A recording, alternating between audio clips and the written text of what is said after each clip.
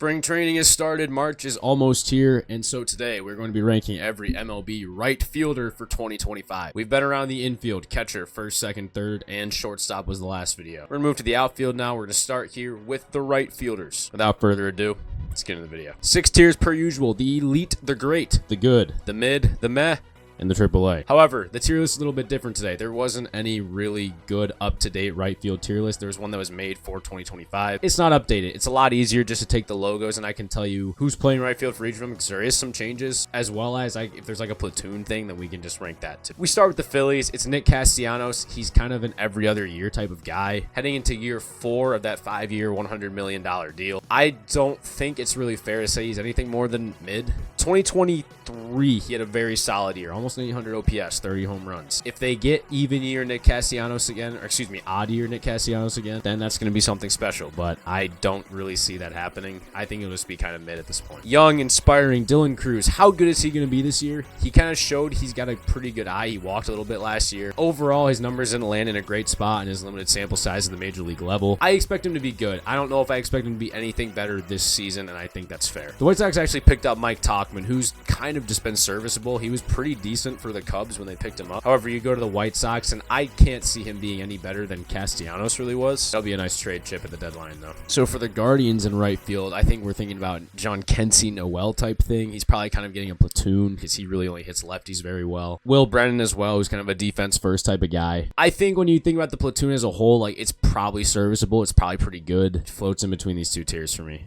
I'm going to give it down to mid, though. Tigers, it depends on where they decide to shift people around to, but I'm thinking Riley Green will probably get run in right field. That probably makes the most sense. Kerry Carpenter, who kind of feels more like a DH at this point, but he might get some run in right field as well. Kerry Carpenter is the everyday right fielder per their roster, so Kerry Carpenter was awesome last year. He's better against righties, though. Like, he's kind of a platoon a little bit, but he's very good at what he does. I think he's good. So we're still looking at, like, Hunter Renfroe right now, who we know he has a cannon of an arm. He hasn't really put it together offensively in Kansas City yet. That's kind of meh. I don't know. Matt Wallner. That's probably what it is. It is Matt Wallner, and we saw one really great year from him, over an 800 OPS. That was kind of his rookie-ish year. I think Matt Wallner can be good. For the Cubs, there's a new guy in town, King Tucker. Kyle Tucker. Gotta be elite. Like, one of the 5 best right fielders, which is kind of crazy to say because he's one of the 10 best players probably in ball. Right field's a very good position at the top, especially. I mean, Tucker just kind of does everything pretty well, which is very valuable in MLB. I think we're thinking about Jake Fraley, right fielder for the Reds at this point. He's kind of up and down. I can't say he's anything worse than what, like, Castellanos Tauchman could be. He wasn't as great last year in 2024, though, but he set Spurs in the past. Sal Frelick has no pop. He plays pretty good defense. I don't know about his arm. I don't know how valuable that is at the right field position. I don't know. No more Anthony Santander for the Orioles in right field. I guess he was playing that a little bit at least. But in comes Tyler O'Neill, and he had a very good year last year at Fenway. I think he's good. Like, I don't know how well he's going to do at Camden. Obviously, the fence is moving back in. Tyler O'Neill, big pull, right-handed hitter to left field, obviously. Fenway helped him. How much? Probably quite a bit. I mean, just he was all the way back last year, though. I think he'll be good. I don't know if we can really put him any better, but he's getting paid. So Brian Reynolds does get the move over to right field. He's kind of played all 3 outfield positions at this point in his tenure with the Pirates. I mean, Brian Reynolds, again, is good. I think the contract he's on is fine. He's had certain years where he's been a lot better. I think he's been good. Like, he's never been bad. It's just he's not like superstar material by any means. For the Cardinals, we're looking at like Lars Nootbaar, who just is kind of mid-meh. I mean, disappointing recently. Chas McCormick comes into play field now for the Astros. 2023 was weirdly like really good.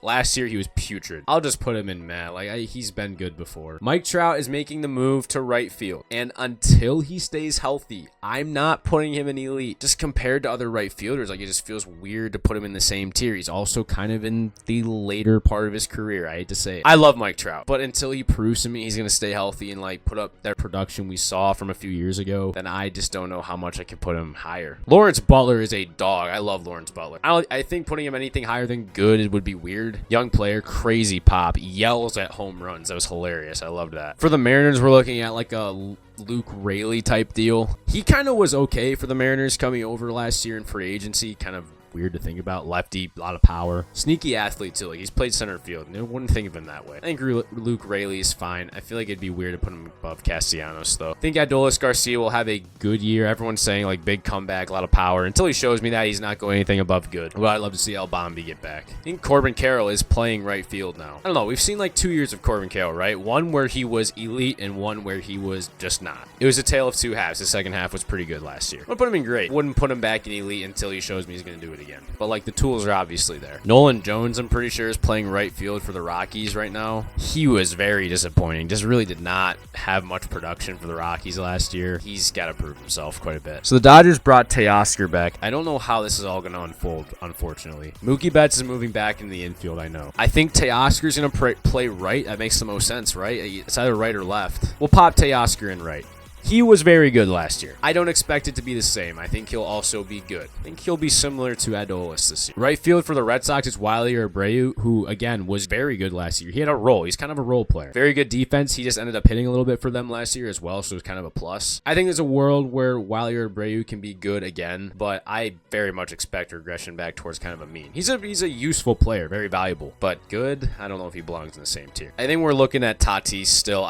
There's just been so much floating around about this team. It doesn't even make sense. Tatis will still put in right field. I also would put him in great. His numbers haven't gotten back to where he was when he was using steroids or whatever, but he had a very good year last year. He's won a platinum glove at the position. I mean, like, cannon of an arm. He's a great athlete. One of the most fun players to watch in ball. He's awesome. Dude, I don't know how this guy is still on this team. He's never been bad. He's just always been mid at best, and it feels weird to put him there because, like, his production low-key kind of falls towards meh. I loved Mike Yastrzemski, especially when he first came out. 2019 kind of went on like a little insanity run. I don't know, dude. He was kind of old when he came up too. Aaron Judge might be the best player in baseball. I think I put him at number 1 for this year. Like, his numbers are just so incredibly better than anyone else. Even Shohei, his numbers were better than Shohei in my book. Like, it's just special. Like, it's something else.